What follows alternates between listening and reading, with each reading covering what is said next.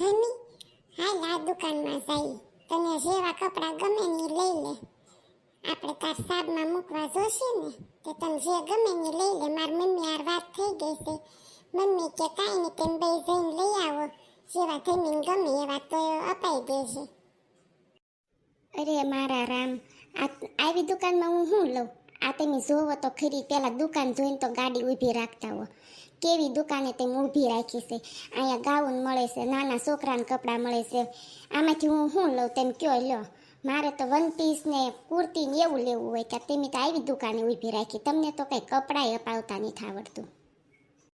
એવું છે? મને થોડી ખબર પડે છે આ દુકાનમાં આવા કપડાં મળતા હશે કે નહીં મળતા હોય. પણ ડાસા ઉપરથી ચશ્મા ઉતારો તો કંઈક ભાળો ને. કાળા ચશ્મા પહેર્યા છે તો તમને શું આમાં દેખાય? લે બસ ચશ્મા ઉતારી દીધા લે. તો હવે આ ભેંસ જેવા મોટા ડોળા છે ને એમથી જોવો તો હું દુકાનમાં ફેર્યું છે. જરીક આંખ્યું ખોલો તો તમે. આ દુકાનમાંથી હું શું લઈ લઉં? સાબમાં મુકાય એવું કયો તમે. નાના છોકરાના કપડાં છે અને આવા ગાઉન ને એવું છે. આવું તમારે સાબમાં મૂકવાનું છે? એમ નથી, આ છોકરાના કપડાં આદમીના કપડાં મળે છે, આ બાયુના કપડાં મળે છે. મને એમ થયું કે આપણી બેયની શોપિંગ અહીંથી થઈ જશે. આ પૂતળા મૂકેલા ભાડા ને તે મને એમ થયું કે મારાય કપડાં મળે છે ને તારાય મળે છે તે મેં તને અહીં ઊભી રાખી. તને આવી દુકાનમાં ન ગમે તો કાંઈ નહીં, આપણે અહીંથી વયા જઈએ બીજા કાંઈક શોરૂમમાં જઈએ. આ દુકાનમાં અંદર અંધારું છે, અંદર તો કાંઈક સારા કપડાં નહીં હોય ને, લાઈટ કરેલી નથી નકર દેખાય આપણને. અંદર તાર પહેરવા હોય એવા નહીં હોય ને વન પીસ ને કુર્તી ને એવું કાંઈ. શું ખબર, દુકાનવાળો લોસણીનો લાગે છે. અંધારું કરીને બેઠો છે, એના બાપને લાઇટ નહીં કરતો. લાઇટ કરે તો કંઈક માણા ભાળે કે આ દુકાનમાં શું મળે છે, તો કોઈક એની દુકાનનું પગથિયું સરે. આમાં માણા શું લેવા જાય? આ નંગ જેવો હશે એવું લાગે છે. હાલો હાલો, આવી દુકાનમાં નથી લેવા. આવા લોસણા હોય, એક લાઇટ ન કરી શકતા હોય, એ આપણને કપડાં શું હરખા દેખાડે. મને લાગતું નથી અંદર હશે માર પહેરાય એવા, પણ કદાચ હોય તોય તે આ નંગ જેવો શું આપણને સારા દેખાડે. અંધારામાં કપડાં દેખાડે એમ આપણે શું જોઈને લેવું કયો તમે? દેખાઈને ઉતાવળી શું થાશો? અંદર હોય એ ભલે ન દેખાડે. ઓલું લાલ કલરનું ફ્રોક છે એ કેવું છે જોતો. એ ફ્રોક મને ગમ્યું હો. તને ગમતું હોય તો ફ્રોક લઈ લે ને, આપણે બહાર ફરવા જઈએ ત્યારે તાર પહેરવાનું. તમને તો કઈ નાના મોટાની ભાન જ નથી લાગતી. ઈ ફ્રોક તમારું દાદુ મને થતું હશે તમે જોવો તો ખરી. નાની છોકરીનું ફ્રોક છે એ મને થાય. વાત કરો છો તમે તો. લે એમ નથી, એ લાલ ફ્રોક છે એમાંથી મોટી સાઈઝનું આવતું હોય તારા માપનું તો પૂછાય એમ હું કહું છું. ઈ ફ્રોક છે 2 વર્ષની છોકરી પહેરે અવડું, અને 18 વર્ષની છોકરીના માપનું એના એમાં ફ્રોક આવે. તમને તો કઈ બુદ્ધિ છે? હા સારું હાલ આપણે બીજી દુકાને જઈએ. આજ તો તું બાંધવાના મૂડમાં લાગે છો. હું બાંધવાના મૂડમાં નથી, પણ તમે કરો જ છો એવું ધમલા તમને લાગે. તમે કેવી દુકાનમાં તમે મને લઈને આવ્યા જોવો તો ખરી. પાછા ઉપર જતા એવા ફ્રોક ને એવું લેવાનું કહો છો. એવું મને થઈ રહેતું હશે એટલી તો તમને ખબર પડે કે ન પડે. એ સારું લે હાલ બીજી દુકાનમાં લઈ જાવ તમે. જો ઓલી સામે દુકાન દેખાય ને એ સારી લાગે છે, સારો શોરૂમ જેવી લાગે છે. ત્યાં જઈએ હાલો આપણે. જુઓ તો આ દુકાન સારી છે. અહીંયા કેટલું માણા ખરીદી કરવા આવ્યું છે. અહીંયા કંઈક સારી વસ્તુ મળતી હશે. ઓલી દુકાનમાં તો સકલું નહોતું ફરકતું. હા હો તારી વાત સાચી છે. ત્યાં કોઈ હતું નહીં એટલે ત્યાં નહીં સારા મળતા હોય. અહીંયા તો જો કેટલા માણસો ખરીદી કરે છે, પણ અહીંયા તો જો કેટલી ગળદી છે. વાર લાગશે હોત કપડાં લેતા આપણે.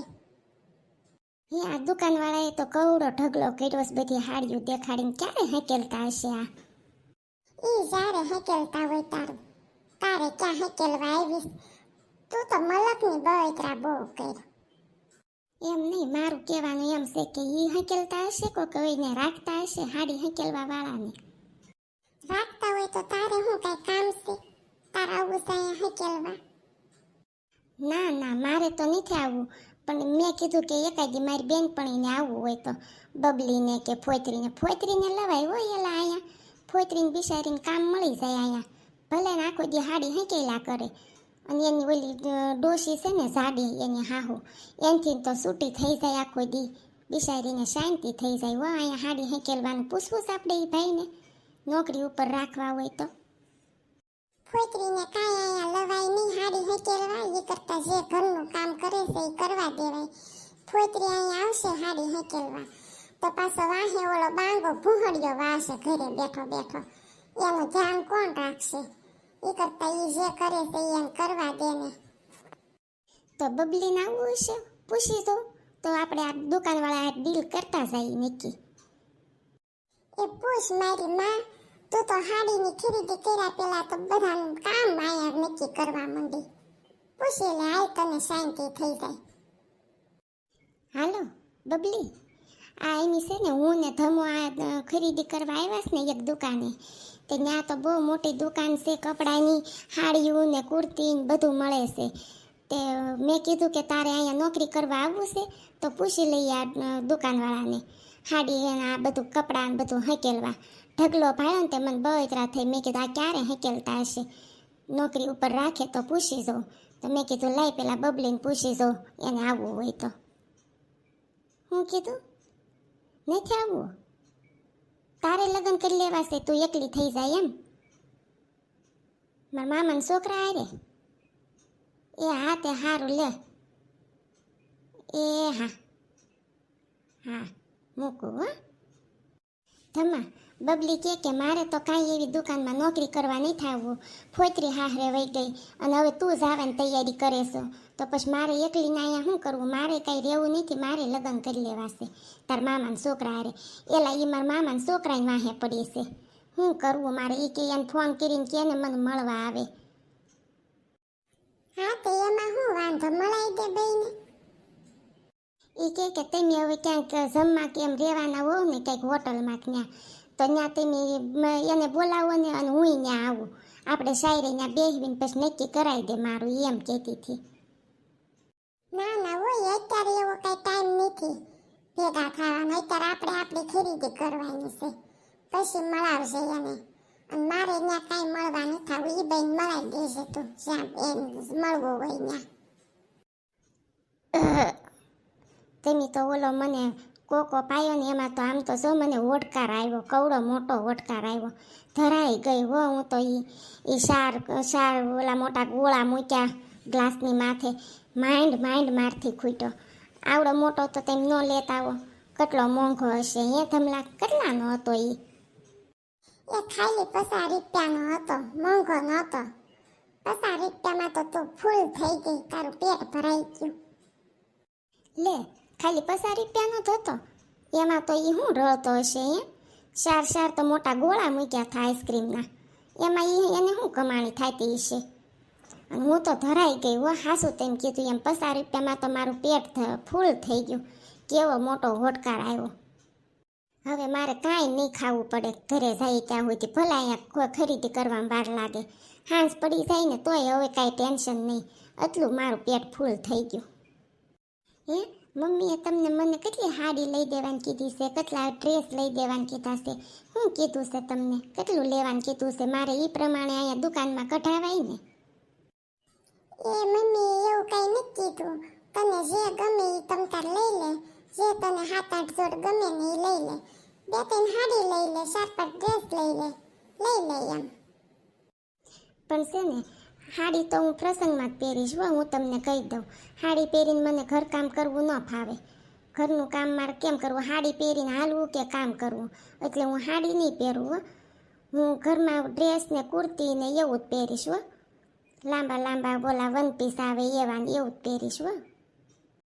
હા તે વાંધો નહીં તમ તારે, તને કોઈ હાડી પહેરવાનું નહીં કે, તને ગમે તો પહેરજે, ન ગમે તો ન પહેરતી, તને જે ગમે એ પહેરવાની છૂટ છે તમ તાર તને હો, એ કઈ ટેન્શન ન લેતી. મને એમ થાય છે કે આપણે નાની બેનને લાવ્યા હોત તો સારું હતું હો, એ બિચારા એને લેવું હોય તો એ લઈ લેત અને મારા હારે હોત તો મને સારું પડે. એને આપણે પછી આવશું નિરાતે, અત્યારે તને જેટલા ગમે એટલા તો તું કપડાં લઈ લે. અને હાલ હાલ હવે આમ જો દુકાનવાળાએ સામું જોઈ રહ્યા છે. એને એમ થાય છે કે આ બે જણા ચાર ઉના ઊભા ઊભા વહીવટ કરે છે. શું વહીવટ કરતા હશે? એને આ દુકાનમાં આવવું છે કે નહીં આવવું હોય? જો તો બધા આમ ડફક ડફક આપણે સામું જોઈ રહ્યા છે. પાછા હમણાં નકર કેવા આવશે, એ દુકાનમાં આવવાનું હોય તો આવો, નકર અહીંથી હાલતી ના થાવ, બીજા ઘરાકને આવવા દો. તને ખબર છે ઘણા દુકાનવાળા એમ કહેતા હોય. હાલ હાલ જલ્દી આપણે વયા જઈ દુકાનમાં. આપણને એવું કરીને કઈને અપમાન કરે એ પેલા. હા હો, તમારી વાત હાચી છે. ઘણા દુકાનવાળા એવું કરે. બહાર ઊભા ઊભા જરીક વિચાર કરતા હોય ને, ત્યાં આપણને કે લેવું હોય તો આવો, નકર આઘા જાવ ત્યાંથી તરત એમ કહી દે. આ તે તેમ કહો એમ બધા હામું તો જોઈ રહ્યા છે. હાલો જલ્દી વયા જાય દુકાનમાં.